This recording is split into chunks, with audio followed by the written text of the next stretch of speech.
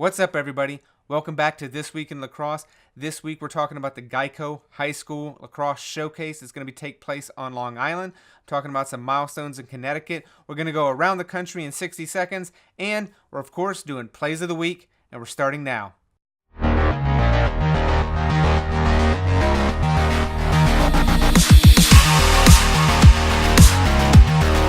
Welcome back, everybody. If you're already subscribed to this channel, I want to thank you so much for helping us grow this channel. If you're new here, please hit that subscribe button down in the corner, because that and hitting that little bell is going to let you know when there's new videos on the channel.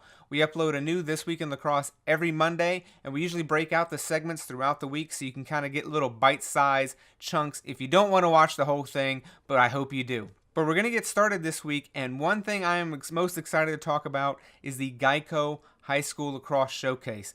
This year it's taking place on Long Island at St. Anthony's School in South Huntington, and I could not pass up the chance to see this showcase in person. Now, I have had the opportunity to see the last two showcases, which were held at Catholic University in Washington, D.C., and that was more of a tournament style. They had the teams literally play 2 days, and it was a tournament format where you win and you advance, lose and you're out, same as the NCAA tournament.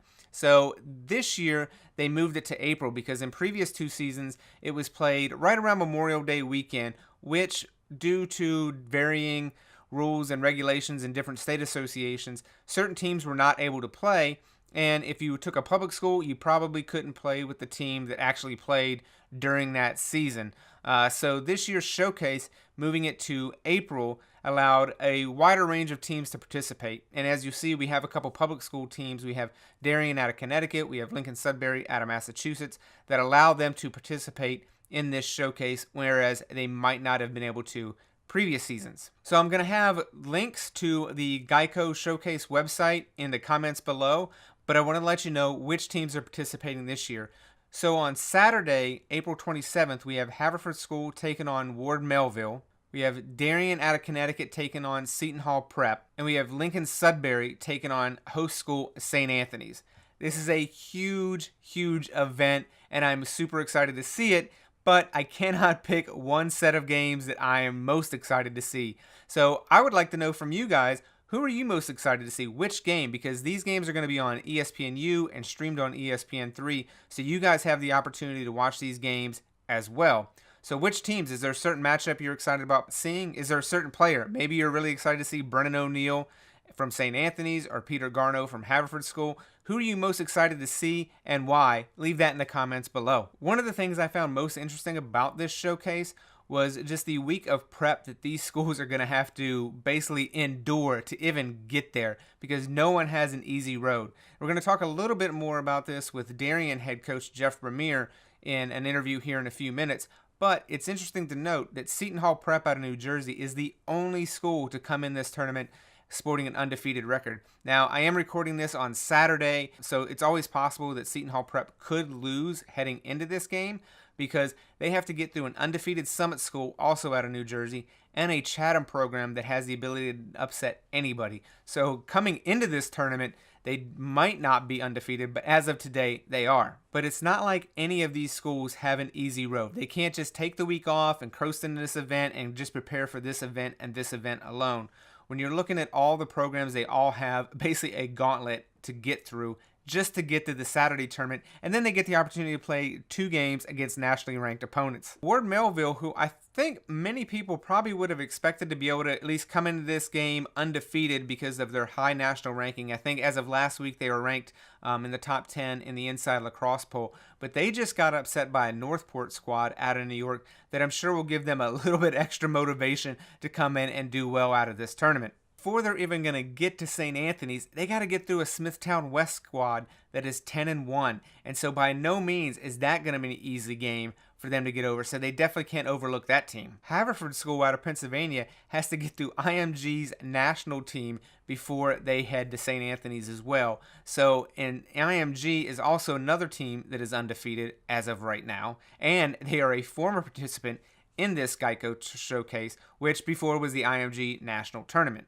Lincoln-Sudbury out of Massachusetts, they have to take on a Hingham squad, also out of Massachusetts, that is also sporting an undefeated record.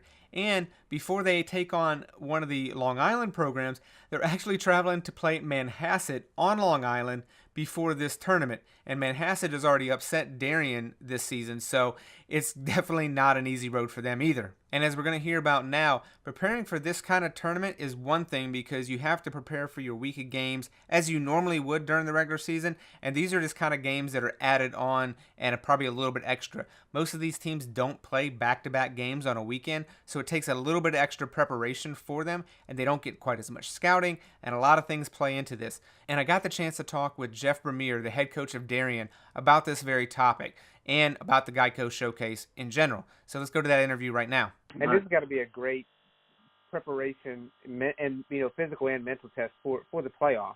Like to play this caliber of teams in back-to-back games, something you guys aren't normally doing. It's got to be a great preparation if nothing else, right? Yeah. Well, and I think that's what we always as coaches who make these games and as part of their schedule.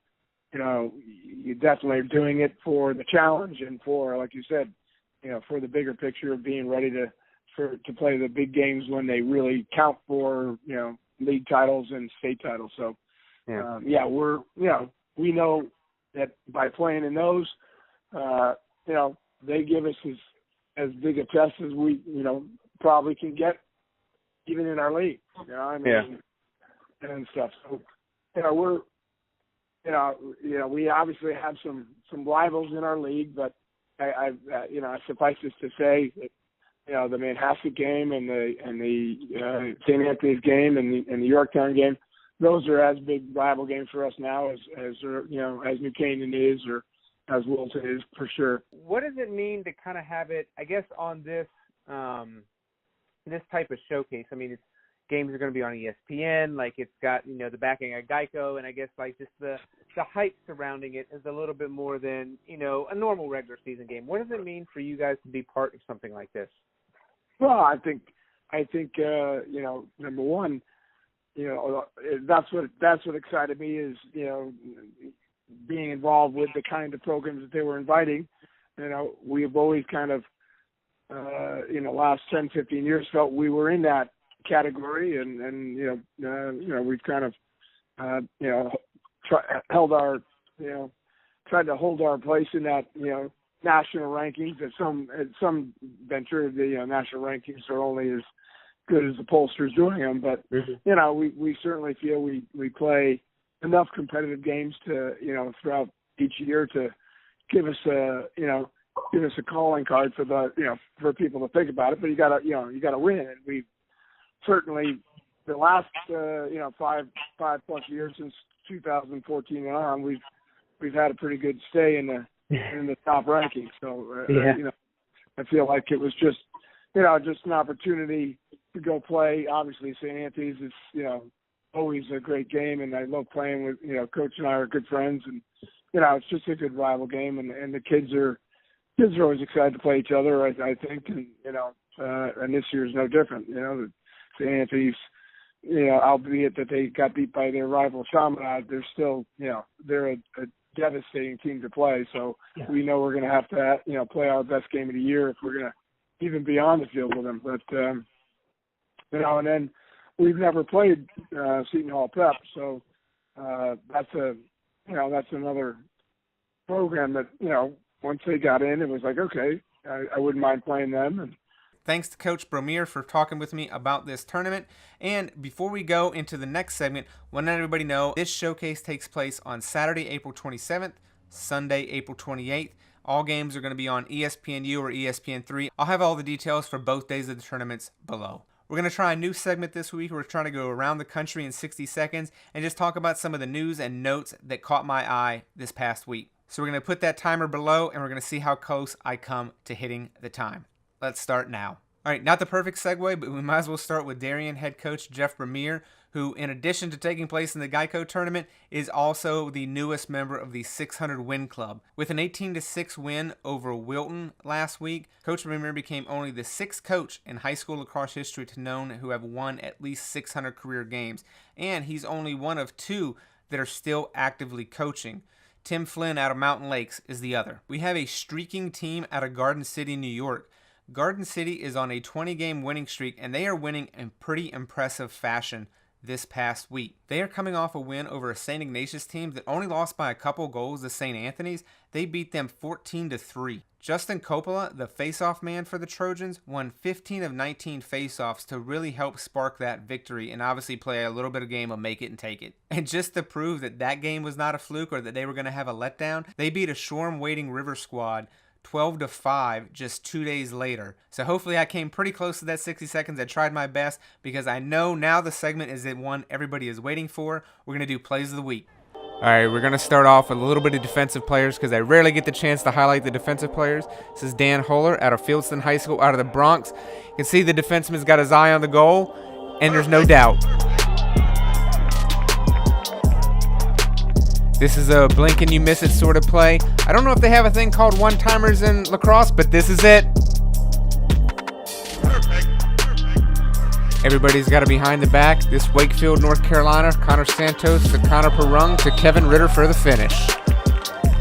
This is Tommy Clayton, a Jacksonville men's lacrosse commit out of St. Francis de Sales in Ohio. You can see right now he's taking on about the entire defensive squad. And as the laundry starts to hit the field, Tommy's looking for the net, and he hits it. It's a sick play. Darien versus Wilton. The Wilton goalie's out of net. He gets de-sticked. Midfielder picks up the ball. Eventually, he gets the ball to Hudson Picorni, who has a fairly easy open netter for the score. This win got Coach Jeff Vermeer his 600th of his career. I have no idea who scored this goal. I randomly got the highlight, but this is Forest Hill Central out of Michigan, and this player goes behind the back from around the net to get the score. I'm just getting out of the way of this play. This is Manhasset versus Darien. This shot was taken by Peter_Frederick on Instagram. For the full highlight, you can see it there. Now I'm going to shut up. Perfect.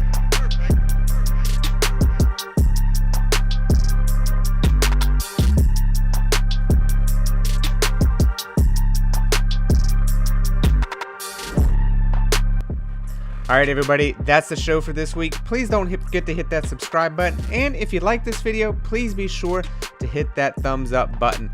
And if you didn't know, we did the best plays of the year so far. You can check out that video or check out one of our other videos of This Week in Lacrosse, which again is released every Monday. Everybody, have a week.